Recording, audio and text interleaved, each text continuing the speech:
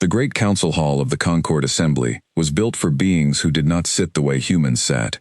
The ceiling rose in a spiral of soft blue light, meant to calm minds that thought in colors and pressure waves as much as words.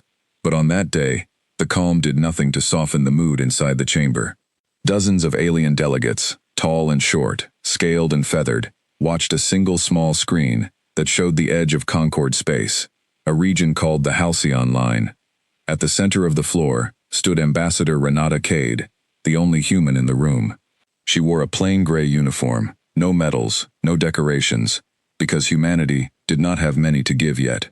Around her, delegates from a dozen worlds whispered among themselves in their own languages, their translators lagging just enough that Renata caught fragments of what they truly thought. Another human demand. They have been in the Concord 4 years and already they ask for a command seat. Let the Vantor eat them. It will save us the trouble. Renata kept her face still. She had trained herself for this moment for years, ever since Earth's diplomats first made contact with the wider galaxy and discovered that humanity was, by every measure the older species used, a very young and very poor member of a very old and very rich community. Ships thousands of years more advanced than anything humanity had built patrolled Concord space. Fleets of thousands of vessels defended worlds older than human civilization itself, and in the middle of all this vastness, humanity had exactly one shipyard capable of building anything larger than a cargo hauler, and one battle fleet that most of the galaxy considered a rounding error.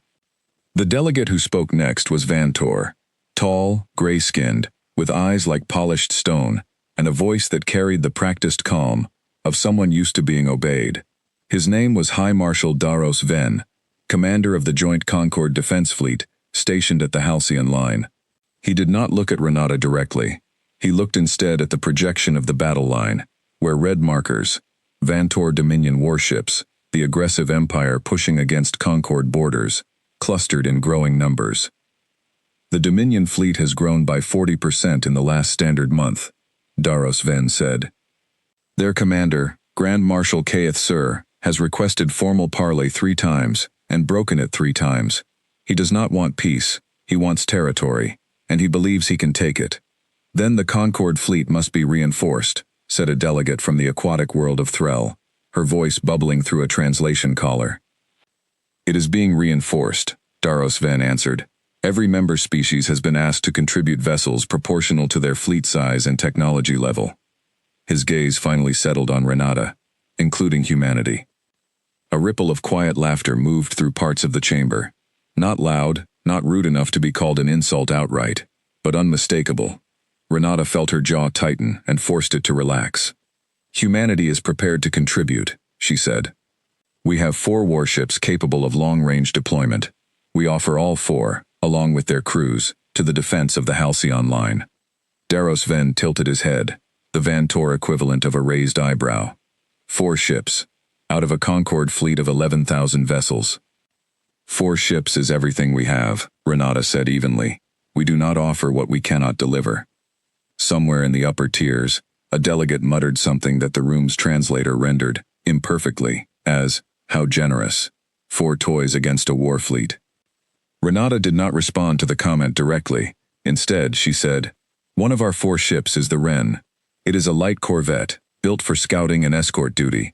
It is old, by Concord standards. It is small, but its crew has trained for combat longer and harder than any crew we have. I ask that it be given a place in the defense line, not as a symbol, but as a working vessel. Daros Ven studied her for a long moment. Then he nodded, once, the way a being nods when it has already decided something does not matter enough to argue about. The Wren will be assigned to the outer flank, he said. A quiet sector. It should see little action there. He turned back to the projection, already moving on to the next matter, already dismissing the conversation from his mind. This council is adjourned. Ships report to the Halcyon Line within the week.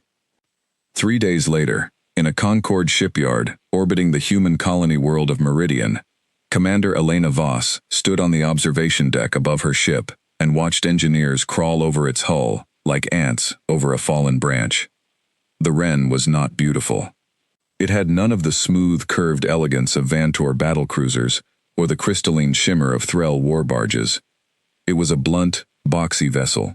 patched in places with metal that did not quite match the original hull color, its weapons turrets, old models retrofitted twice over the years to keep pace with newer threats.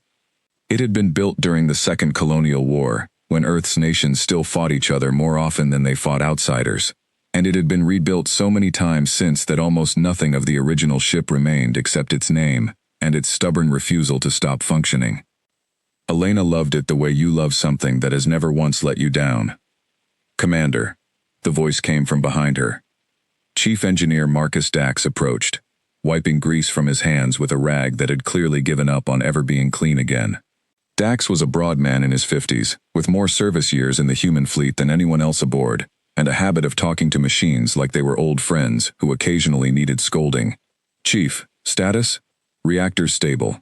Shields are at 91% efficiency, which for this old girl is practically a miracle. Weapons are the weapons. Same railguns we've had for 6 years, same missile tubes. Dax paused. I've got some ideas, though, if you'll authorize the modifications.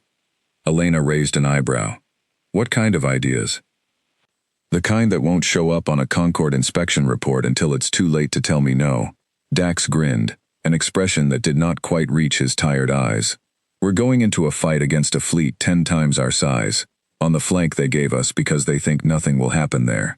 I'd like this ship to be a little more than what it looks like. Elena considered this. She had commanded the Wren for 6 years, through 2 border skirmishes and 1 pirate engagement in the outer colonies, and in that time she had learned to trust Dax's instincts almost as much as her own. Do it, she said, quietly. Dax nodded and turned to go, then paused. Commander, you heard what they're saying about us, about the ship. I heard. Doesn't bother you? Elena looked out at the stars beyond the shipyard, at the distant, cold points of light that marked systems she would never visit, alliances she would never fully understand, a galaxy that had existed for longer than humanity had existed at all. It bothers me, she said. But being underestimated isn't the worst position to fight from, Chief. It's actually one of the better ones. The crew of the Wren numbered 38, a small number by any fleet standard, but Elena knew every one of them by name, by history, by the small habits that told her who they were when the pressure came on. There was Lieutenant Sarah Okafor, her tactical officer, sharp and quiet, the kind of person who noticed the gap in an enemy's formation before anyone else in the room realized there was a gap at all. There was Ensign Tomas Reyes, barely 23, running the sensor array with the nervous energy of someone who still could not quite believe he was really out here, among the stars, doing this job. There was Dr. Priya Anand, the ship's physician, who had signed on to a corvette instead of a hospital ship, because she said she wanted to be useful, not just present. And there was the ship itself, humming quietly around them all, old bones holding together, through sheer stubborn engineering, and the refusal of everyone aboard to let it fail. On the day the Wren left the Meridian shipyard, no crowds gathered to see it off, no parades, no speeches, just a short message from Ambassador Cade, relayed to the ship's comm system. Bring it home, Commander, all of it. Elena stood on the bridge, hands folded behind her back, and watched the shipyard shrink behind them on the main view screen. Set course for the Halcyon line, she said. Best speed. Aye, Commander, said her helmsman, a quiet young man named Ito. Estimated arrival. 4 days. 4 days to reach a battle line where a fleet of thousands waited, where alien commanders had already decided the human ship would sit quietly on the flank, and, if it was lucky, watch the real fighting happen somewhere else. 4 days to prepare 38 people and 1 aging vessel for a fight none of them had chosen, but all of them intended to survive. Elena thought of Daros Ven's dismissive tone in the council recordings Renata had sent her.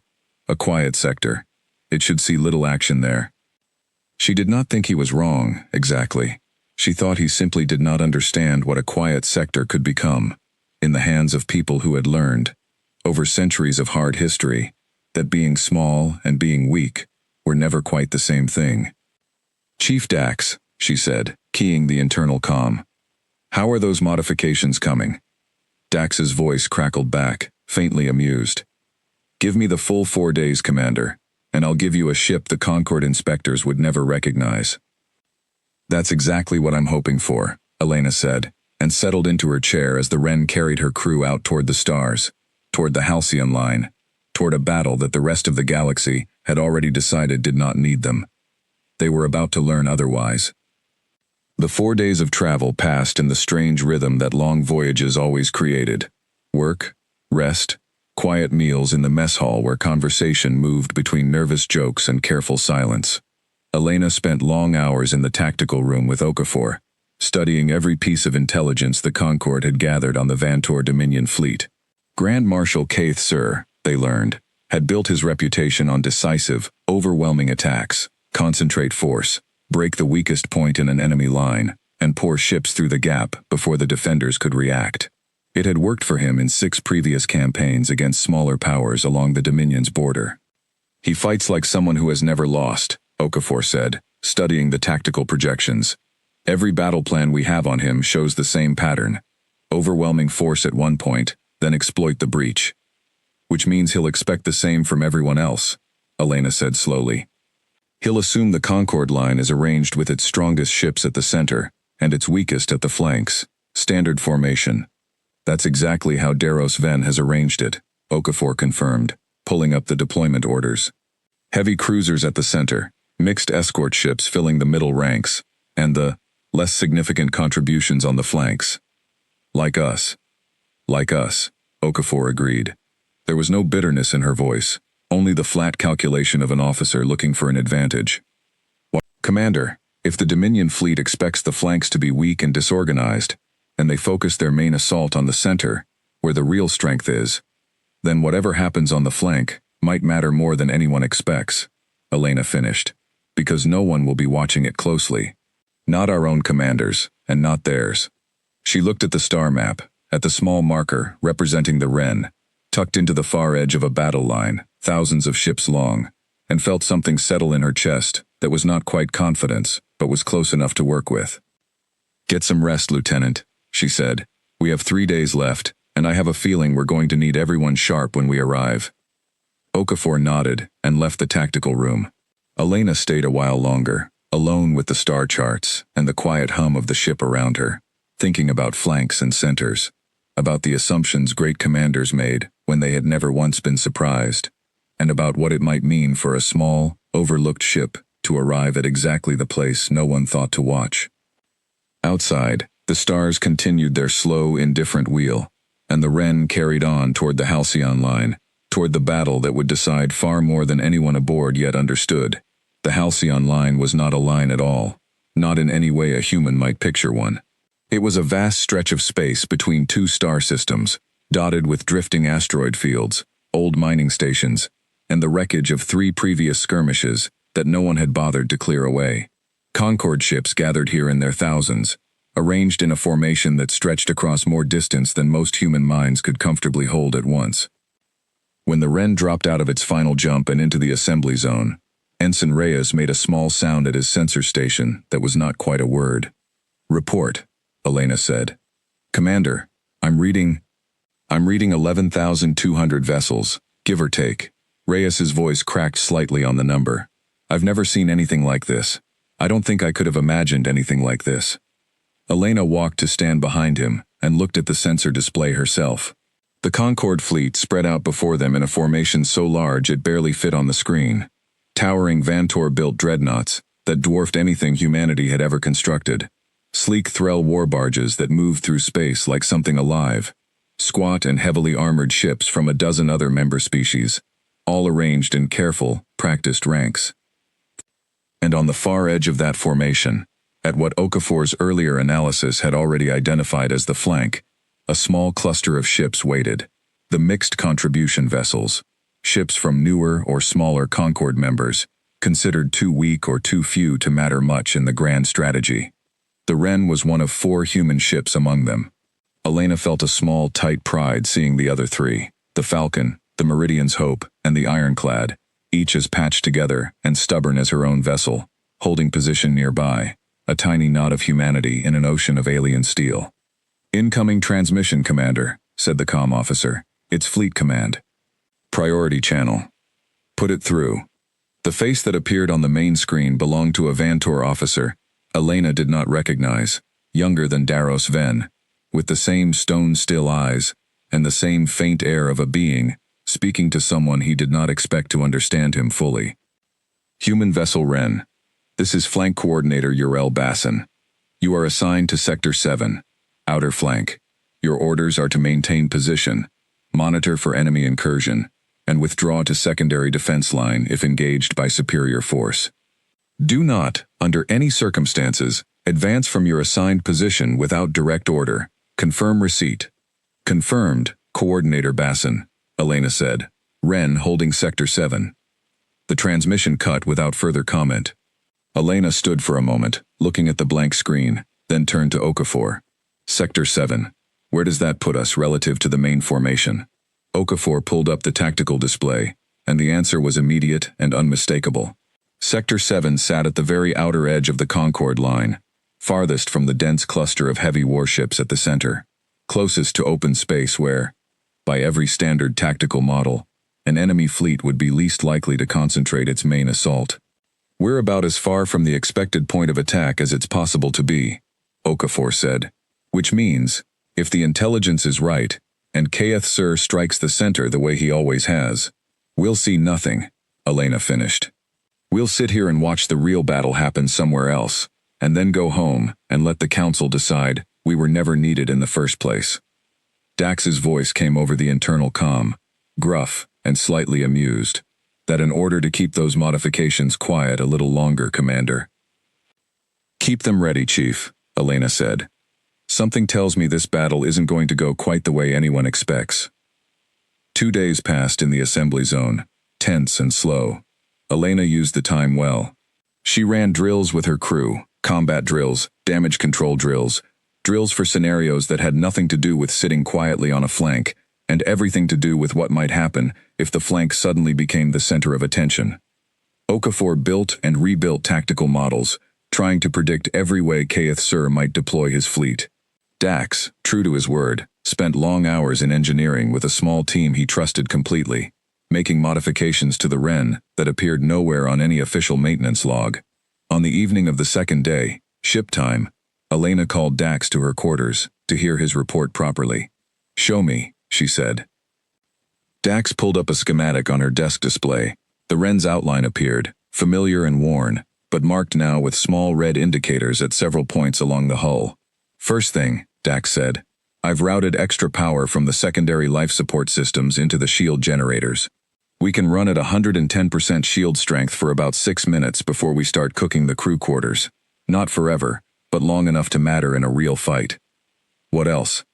Second thing, you know those old mining charges we picked up from the salvage run at Kestrel Station last year? The ones nobody ever authorized us to keep? Elena allowed herself a small smile. I remember them showing up on absolutely no inventory report. Funny how that happens. Dax tapped the display, and a new set of markers appeared, this time along the ship's cargo bay.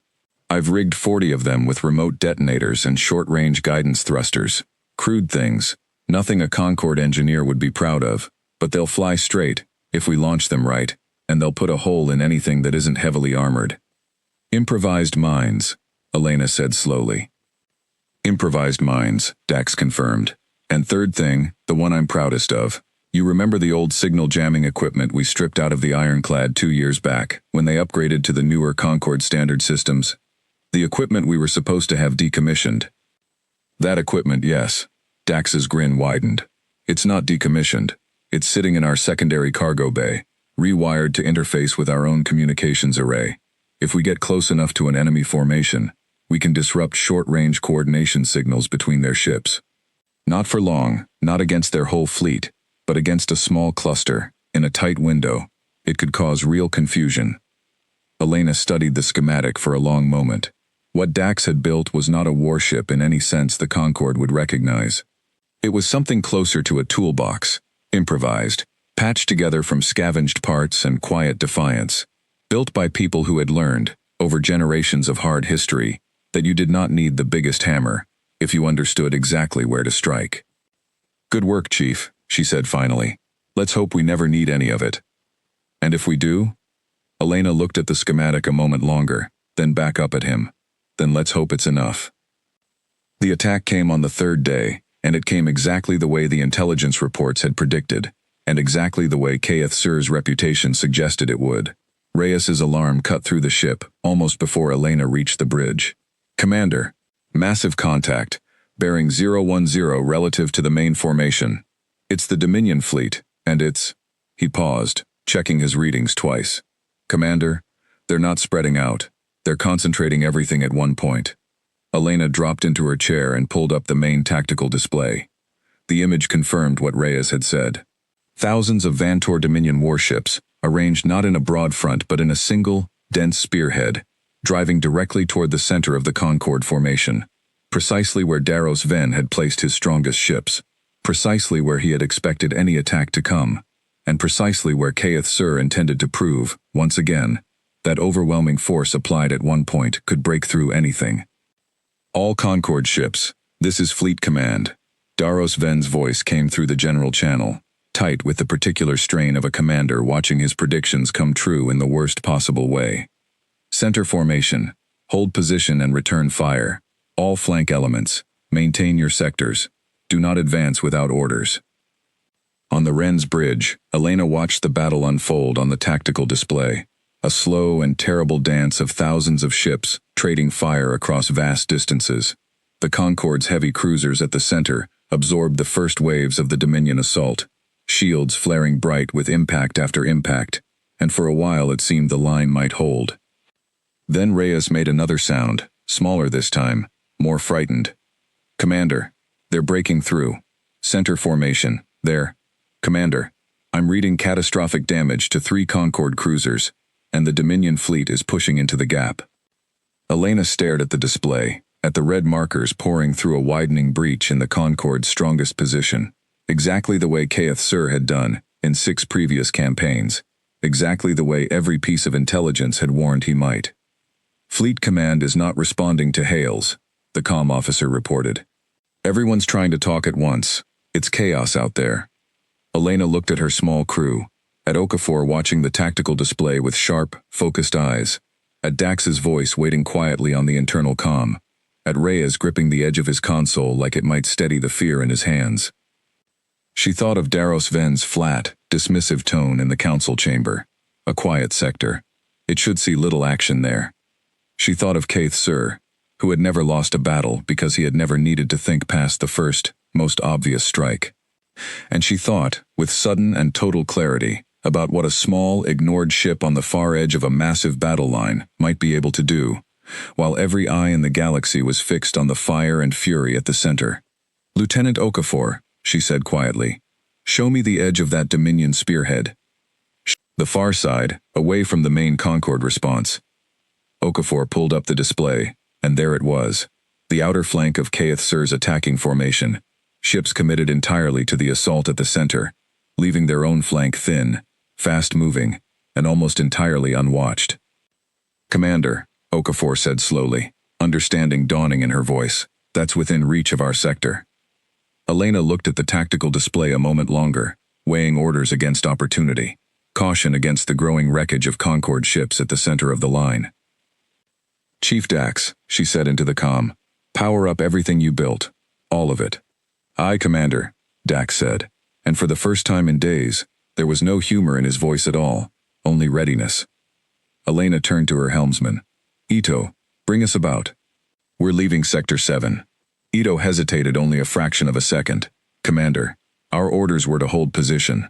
"Our orders," Elena said, "were given by a commander who thinks we don't matter enough to watch.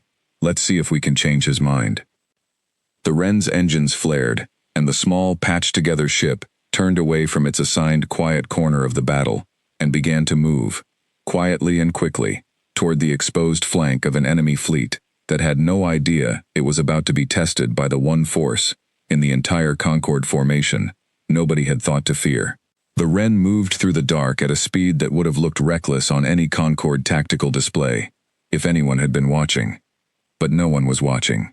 Every sensor operator in the Concord fleet, every commander on every bridge, every analyst in every tactical center, had their attention locked on the widening breach at the center of the line, where Concord cruisers burned and Dominion warships poured through the gap like water through a broken dam. Which was exactly why nobody noticed one small, battered corvette, peeling away from its assigned position on the flank, and angling itself toward the exposed edge of the Dominion attack formation. "Talk to me, Okafor," Elena said, eyes fixed on the main view screen, where the first distant shapes of Dominion warships were beginning to resolve out of the dark. "Their flank is thin, Commander, just like we thought. Kaeth Sir committed almost everything to the spearhead. I'm reading maybe 40 ships holding this edge of the formation, mostly escort class, a few mid-size cruisers, nothing like the wall they've got facing the Concord Center." Okafor's fingers moved rapidly across her console. "But Commander, 40 Dominion escort ships is still 40 more guns than we have." "We're not here to fight 40 ships," Elena said. "We're here to make 40 ships think there's a much bigger problem than one small corvette." She turned to the comm station. "Get me Chief Dax." Dax's voice came through immediately, tense and ready. "Standing by, Commander. Talk me through the plan again. I want everyone on this bridge to understand exactly what we're doing and why." "Aye." Dax took a breath. "We come in fast, along the edge of their formation, close enough that their capital ships can't easily target us without risking their own escorts in the crossfire. We deploy the mines first, launch them ahead of our approach vector, timed to detonate as we pass through their formation. Not to destroy their ships outright. Most of them won't do that kind of damage to anything heavily armored, but they'll cripple engines, knock out shields, create exactly the kind of confusion a tight formation hates. And the jamming equipment? Once we're inside effective range, we activate it. It won't touch their long-range communications with the rest of the fleet, but it'll scramble short-range coordination between ships in the immediate area. For a few minutes, those 40 ships won't be able to talk cleanly to each other. In a formation that tight, moving that fast, that's enough to turn organized defense into chaos." Elena nodded slowly. "And the shields?" "Boosted. Like I said, we can run hot for about 6 minutes before it starts costing us more than it's worth. I'd plan for 5 if I were you, Commander. Leave yourself a buffer." 5 minutes, Elena repeated. She looked around the bridge at her crew. Okafor steady and focused. Reyes pale but gripping his console with determination. Ito's hands sure on the helm controls despite everything. "Understood, everyone?" she asked. A round of quiet, firm affirmations answered her. "Then let's go to work," Elena said. "Ito, bring us in on the vector Okafor's marking now. Reyes, I want constant updates on their formation. Any sign they've spotted us. Okafor, mines away the moment we're in range. Dax, jamming equipment on my mark, not before." "Aye, Commander," came the chorus of replies, and the Wrens surged forward into the dark, toward an enemy fleet that had no idea what was coming. The first Dominion ship to notice the Wren was a mid-size escort cruiser, called, in the Dominion's own language, something that roughly translated to Silent Blade. Its sensor operator caught a small, fast-moving contact on the extreme edge of the formation and flagged it as debris, likely wreckage kicked loose by the ongoing battle at the center. No one thought to look twice. Why would they? A single small ship, moving alone, at the outer edge of an attack formation 10 times its size, in the middle of the largest battle most of these crews had ever fought. It did not register as a threat. It barely registered as anything at all. That mistake cost the Silent Blade dearly. "Mines away," Okafor said, and 40 small objects detached from the Wren's cargo bay, thrusters flaring briefly before going dark, drifting silently into the path of the Dominion formation, invisible against the background static of a battle already filled with debris, wreckage, and drifting fragments of broken ships. The Wren cut through the outer edge of the Dominion flank, at a speed that made Ito's hands tighten hard on the controls, weaving between larger ships with a precision that came from years of Elena's insistence on drilling combat maneuvers no one had ever expected the crew to actually need. "Contact," Reyes said suddenly, voice sharp. "Escort cruiser. Designation unknown. They've spotted us. They're bringing weapons to bear." "Dax, now," Elena said. "Jamming online." Dax's voice came back immediately, and somewhere in the Dominion formation, 40 ships that had relied on tight, constant, short-range coordination suddenly found their communications filled with static and noise. The first mine detonated a heartbeat later, close enough to the Silent Blade that its shields flared bright white, and then collapsed entirely along one section of the hull. The explosion was not large by the standards of a battle fleet, not enough to destroy a ship of that size outright, but it was enough to send the silent blade tumbling out of formation, its engines flickering, its crew suddenly fighting to regain control, rather than fighting the enemy. And in the confusion of jammed communications and an unexpected explosion, the ships around it did the worst possible thing a tight formation could do under attack. They hesitated. "More mines detonating," Okafor reported, her voice rising with something that was not quite excitement, but was close to it. "Commander, we're seeing at least 6 ships showing damage or loss of formation integrity. Their flank is breaking apart." On the main view screen, Elena watched as the neat, disciplined edge of the Dominion attack formation dissolved into a scattered, confused mess of ships turning in different directions, weapons firing at shadows, engines flaring as pilots tried to avoid collisions with their own formation mates in the sudden chaos. "Commander, incoming fire," Reyes called out. "2 cruisers have gotten a targeting lock. They're firing." "Evasive, Ito, now." The Wren rolled hard, and the bridge shuddered as weapons fire passed close enough to rattle the hull without connecting. Elena gripped the arms of her chair, watching the tactical display, watching the confusion she and her crew had created spreading through the Dominion flank like a crack spreading through glass. "Shields at 94%, Okafor reported. "We took a graze, nothing critical." "Time remaining on boosted shields?" 4 minutes, Commander." Elena looked at the tactical display, at the chaos unfolding across the Dominion flank, at the wider battle still raging at the center of the line, where Concord ships continued to burn under the weight of Kaeth Sur's main assault. 4 minutes was not long, but 4 minutes, in the right place, could be an eternity. "Okafor, I want everything we've got left, aimed at the strongest ship in that formation. If there's a coordination hub, a command vessel, anything acting as the anchor point for whatever's left of that flank, find it." Okafor's hands flew across her console. "There, Commander. Cruiser designation, translating roughly to Iron Herald. It's the largest ship in the immediate group, and its communication signature suggests it's been relaying coordination orders to the rest of the flank. If it's not their formal command ship, it's acting like one."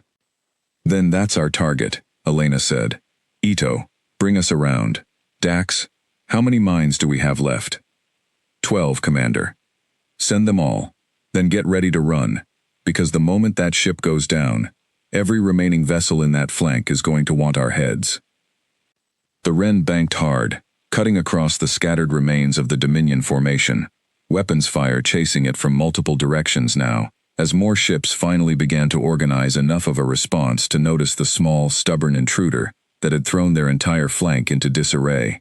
Elena watched the distance to the Iron Herald close on the tactical display, watched Okafor's hands move with steady precision despite the shuddering of the ship around them, and felt something she had not expected to feel in the middle of what should have been a desperate, doomed maneuver. She felt like they might actually pull this off. "Mines away," Okafan called. All 12, converging on target. The Wren peeled off hard, engines burning at full power, putting distance between itself and the Iron Herald as the last of its improvised weapons closed the gap. Behind them, the explosion, when it came, was larger than any of the others. Not enough to destroy a ship that size outright, but more than enough to tear through its shields, cripple its engines, and, most importantly, silence whatever coordination signal had been holding the remains of that flank together. For a moment, the Dominion's outer formation was not a fighting force at all. It was 40 ships, scattered, confused, half of them without reliable communication, all of them suddenly uncertain of what was happening or what to do about it. And on the wider battlefield, for the first time since the assault began, the pressure on the Concord's crumbling center began, very slightly, to ease, because Kaeth Sur's carefully coordinated spearhead had just lost the flank support it needed to protect its exposed side, and somewhere in the vast, chaotic mess of the battle, a Vantor Grand Marshal who had never lost a fight in 6 campaigns, was about to learn that a fleet of 11,000 ships could still be surprised by one small, stubborn, patched-together human corvette that refused to sit quietly where it had been told to stay. Grand Marshal Kaeth Sur stood on the command deck of his flagship, the Dominion Ascendant, and watched with growing disbelief as the neat lines of his tactical display began to unravel. He had fought this kind of battle 6 times before, on 6 different borders, against 6 different opponents, and every time the pattern had held exactly as expected. Concentrate overwhelming force at a single point. Break the strongest part of the enemy line, because the strongest part was always where the enemy's confidence lived, and once that confidence broke, the rest of the formation would follow. It was not a complicated strategy. It did not need to be. It had never needed to be more than this, because no one had ever found a way to make him pay for the flank he left thin in exchange for the strength he massed at the point of attack. "Report," he said, voice flat and controlled, though something cold was beginning to move through his chest. "Grand Marshal, we are losing coordination across the outer flank," his communications officer said, working frantically at her console. "Some kind of interference, localized. We cannot identify the source. At least 8 ships report engine or shield damage. The Iron Herald is not responding." "The Iron Herald is not responding," Kaith Sir repeated slowly. "Explain." "We do not know, Grand Marshal.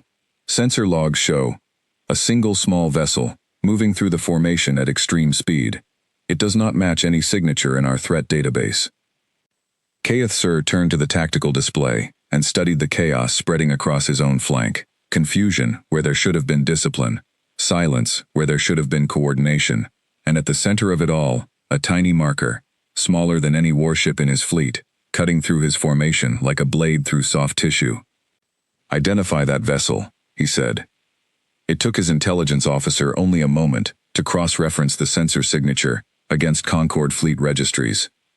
"Grand Marshal, it is designated Wren, Human Registry, Light Corvette class." A pause. "Grand Marshal, our own intelligence rated the human contribution to this battle as negligible." Kaith Sir said nothing for a long moment.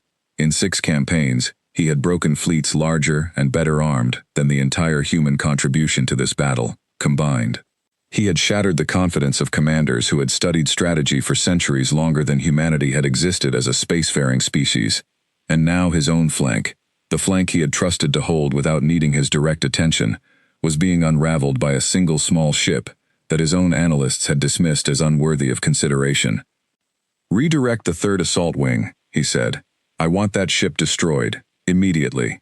"Aboard the Wren," Reyes's voice cracked with sudden alarm. "Commander, new contacts. 6 Dominion cruisers breaking off from the main assault, converging on our position.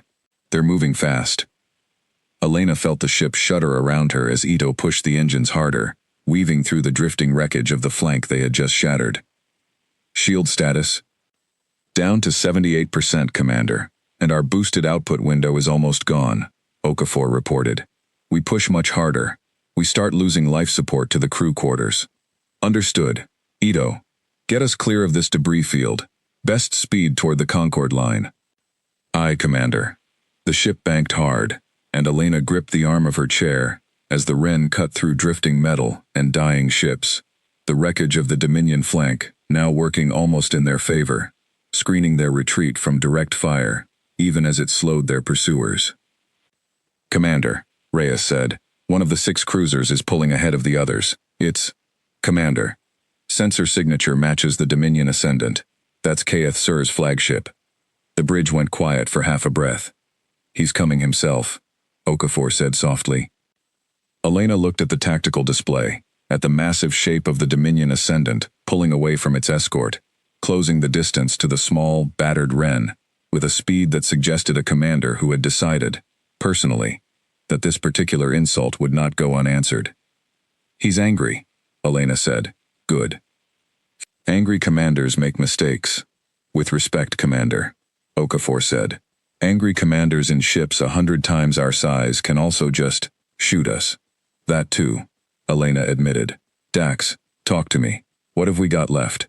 Dax's voice came through, breathless from working the engineering deck at a dead run. "Not much, Commander. Mines are spent. Jamming equipment's still online, but it's short range. We'd need to be close enough to spit on him for it to matter against a ship that size. Shields are running on borrowed time. Weapons? Standard railguns, standard missile tubes. Against a ship like the Ascendant, that's a mosquito bite." Elena studied the display a moment longer, watching the Ascendant close the distance, watching the wider battle behind them where, for the first time since the assault began, the pressure on the Concord Center had visibly eased as Dominion coordination fell apart across the shattered flank. An idea began to form, cold and clear, Okafor, pull up everything we have on Dominion command ship engineering, reactor placement, shield generator locations, anything from Concord intelligence files.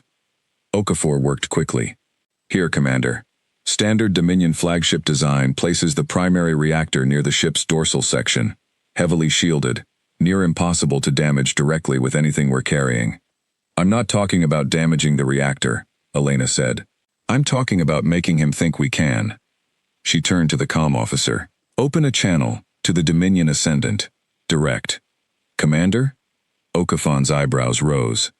Do it. A moment later the channel opened, and the face of Grand Marshal Keith Sir appeared on the Wren's main screen.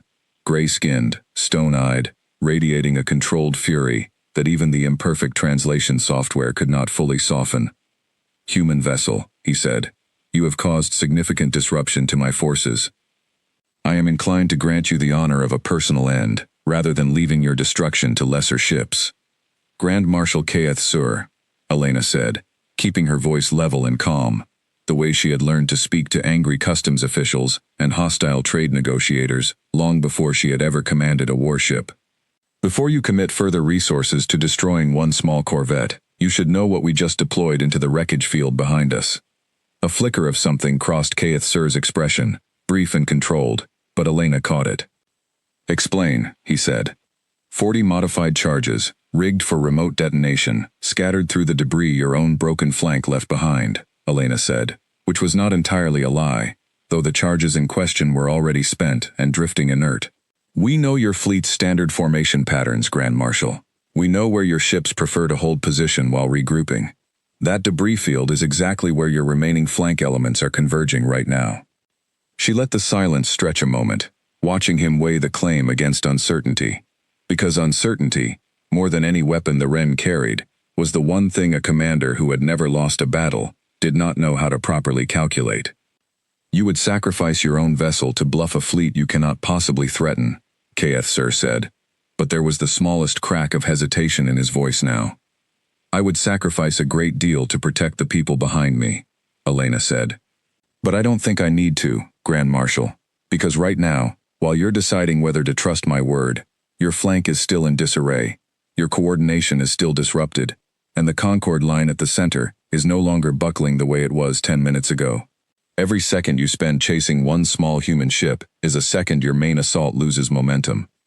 Keith Sir said nothing for a long moment, his stone eyes fixed on her through the view screen, and Elena held his gaze without flinching, though her heart hammered hard enough that she was certain the whole bridge could hear it.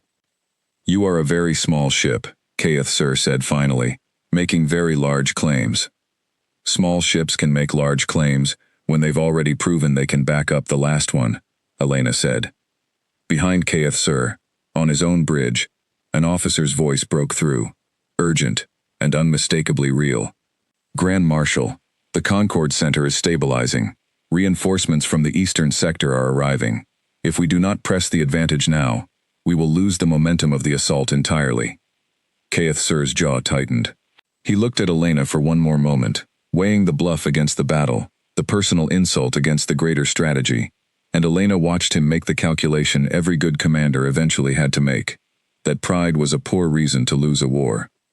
This is not finished, Keith Sir said, and the channel cut. On the tactical display, the Dominion Ascendant broke off its pursuit, turning back toward the center of the battle, back toward the assault that mattered more than the small, stubborn ship that had cost him a flank and, for one crucial stretch of the battle, the momentum his entire strategy depended on. Elena let out a breath she had not realized she was holding. Commander, Okafor said quietly, did that actually work? For now, Elena said. Ito, get us back toward the Concord line. Dax, I want a full damage report, and I want those shields stabilized properly, not held together with borrowed power and good intentions. Aye, Commander, came the reply, and around her, the crew of the Wren began the work of pulling their battered ship back together, even as, across the vastness of the Halcyon line, the tide of the largest battle any of them had ever witnessed began, slowly and unevenly, to turn. The battle at the Halcyon line lasted 11 more hours after the Wren pulled back toward the Concord line, and every one of those hours was studied afterward, in painstaking detail, by tacticians from a dozen member species who wanted to understand exactly how a battle that should have ended in a decisive Dominion breakthrough had instead ended in a Concord victory. The official record, compiled weeks later by the Concord Strategic Review Board, described the turning point in careful, measured language.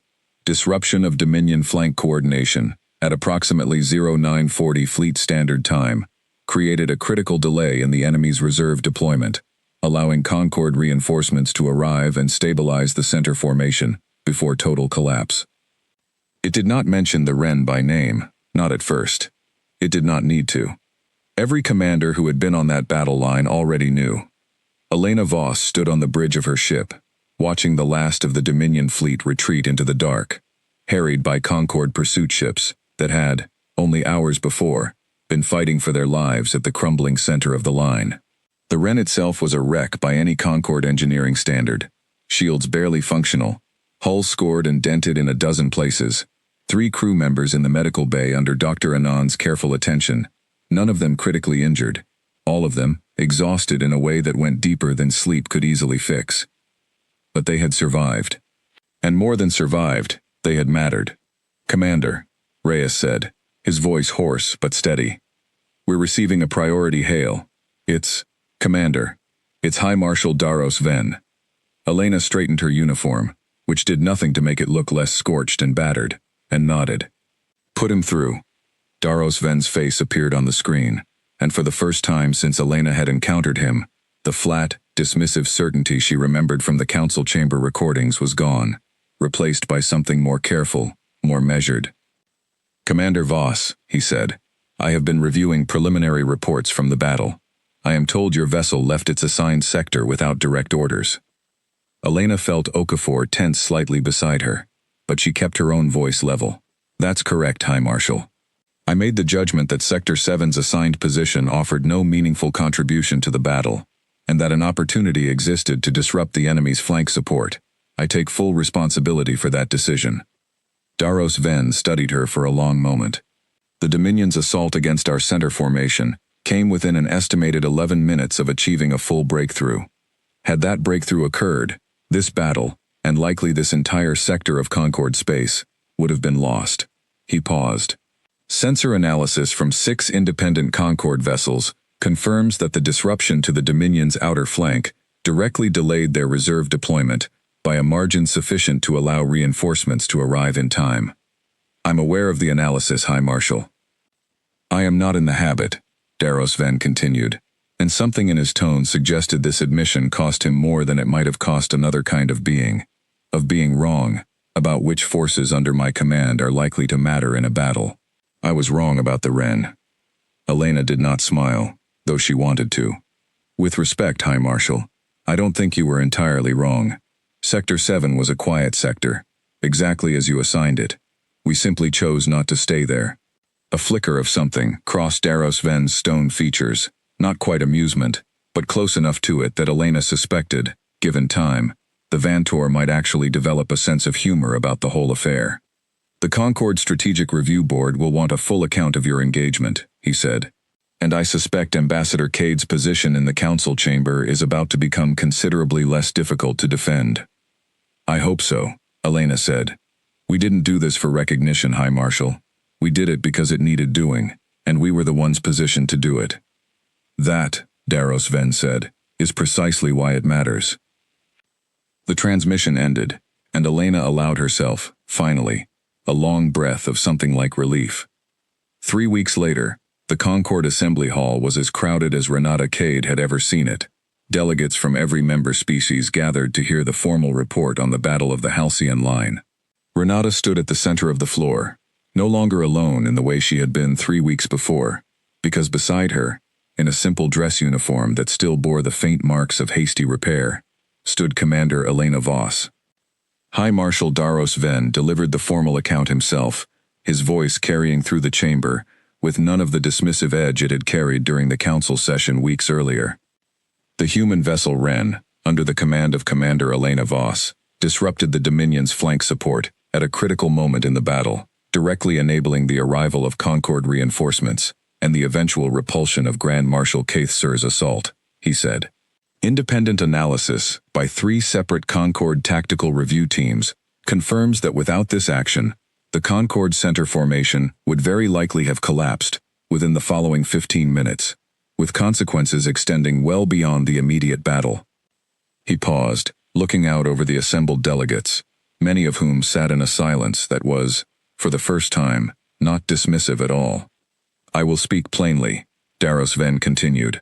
"Prior to this battle, I assessed humanity's contribution to Concorde defense as marginal. I based this assessment on the size of the human fleet and on the technological gap between human vessels and those of older, more established Concorde members. That assessment was incomplete." Renata felt Elena go very still beside her. "What I failed to properly account for," Daros Ven said, "was the manner in which humanity fights, not with the largest fleet or the most advanced technology, but with a willingness to adapt, to improvise, and to act decisively when opportunity presents itself in places others have chosen not to look. Commander Voss's decision to leave an assigned position without direct orders was, by the standard measure of military discipline, a serious breach of protocol. It was also, by every measure that matters in the outcome of a battle, the single most important tactical decision made by any Concorde vessel that day." He turned to Elena directly. "Commander Voss, on behalf of the Concorde Assembly, I extend formal commendation to you, and to the crew of the Wren, for actions that preserved not only the Halcyon line, but the broader stability of Concorde border territory." A murmur moved through the chamber, and this time, it was not the quiet laughter Renata remembered from 3 weeks before. It was something closer to respect, cautious, unfamiliar, but real. The Threll delegate who had spoken in the earlier session rose to her feet, translation collar bubbling. "I would ask the commander a question, if she permits." Elena inclined her head. "Of course. Your ship was old, small. By every measure this assembly uses to judge a fleet's worth, it should not have mattered in a battle of that scale. How did you know it would?" Elena considered the question for a moment before answering, and when she spoke, her voice carried through the chamber clearly. "I didn't know," she said, "not for certain, but I knew that being underestimated isn't the same as being weak. My crew and I have spent our whole lives building things out of whatever we had, because whatever we had was usually all we were going to get. That teaches you something the biggest fleets in the galaxy don't always learn, that the size of your ship matters less than what you're willing to do with it, and where you're willing to be, when everyone else has decided you don't need to be watched." The chamber was quiet for a long moment after that, delegates from a dozen worlds sitting with words that, for many of them, described a kind of thinking their own long, comfortable histories of dominance had never required them to learn. Daros Ven was the one who finally broke the silence. "Commander Voss, High Marshal Kaith Sir has requested formal terms of parley, following his fleet's withdrawal from the Halcyon line. He has specifically asked that human representatives be included in the negotiations." Elena raised an eyebrow. "He wants to negotiate with the ship that broke his flank." "He wants," Daros Ven said, and there was, unmistakably now, something like dry amusement in his voice, "to understand how a fleet he assessed as negligible managed to cost him a battle he had already, by every reasonable measure, won." Renata glanced at Elena, and for the first time in 3 weeks, allowed herself something close to a real smile. "Tell the Grand Marshal," Elena said, "that humanity is always willing to talk, but we'll be bringing the Wren to those negotiations too. Some lessons are worth remembering in person." The story of the Wren spread quickly after that, first through official Concorde channels, then through the informal networks that carried news between fleets and worlds far faster than any formal report ever could. Other member species, smaller and newer to the Concorde just as humanity was, began to ask quiet questions about how a corvette a fraction of the size of a proper warship had managed to turn the largest battle in a decade. Chief Engineer Dax, when asked by a visiting Concorde technical delegation to explain the modifications that had made the difference, simply shrugged and said, "We didn't have the resources to build something bigger, so we built something smarter instead." It was not a complicated answer. It did not need to be, because the truth of the Halcyon line, the truth that spread quietly through Concorde space in the months that followed, was not that humanity had built the strongest fleet in the galaxy, or the most advanced technology, or the most overwhelming force. It was simply that when everyone else had decided a small, patched-together ship did not matter enough to watch. That ship had gone exactly where it was least expected, and had proven, in the space of a few desperate hours, that being underestimated was not a weakness at all. It was, if you knew how to use it, one of the most dangerous advantages in the galaxy. And from that day forward, no Concord commander, ever again, assigned a human vessel to a quiet sector without wondering, at least once, what that ship might decide to do instead.